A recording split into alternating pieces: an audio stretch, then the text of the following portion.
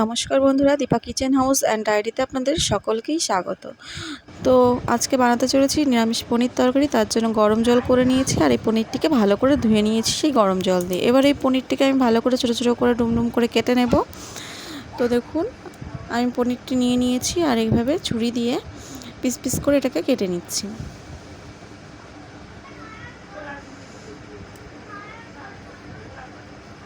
তো আমার ভিডিওটি দেখতে দেখতে আমার চ্যানেলটিকে অবশ্যই সাবস্ক্রাইব করে দেবে আর ভিডিওটি ভালো লাগলে আমার চ্যানেলটির পাশে থাকবে।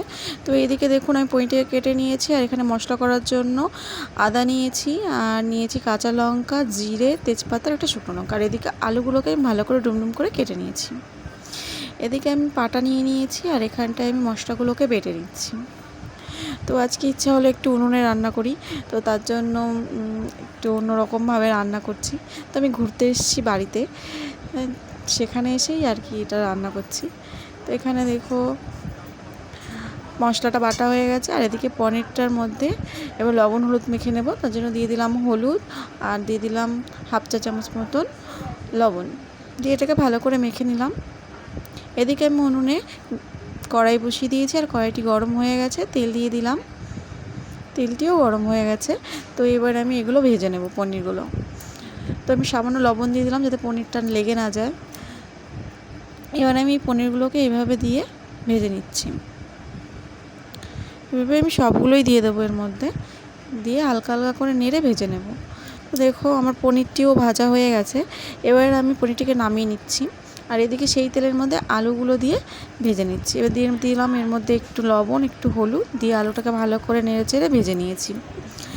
এবার আলুগুলোও নামিয়ে নিয়েছি আর এদিকে তেলের মধ্যে দিয়ে দিলাম জিরে ফোড়ন, একটা তেজপাতা আর সেই একটা শুকনো লঙ্কা। এবার এটাকে ভালো করে নেড়ে ভেজে নেব।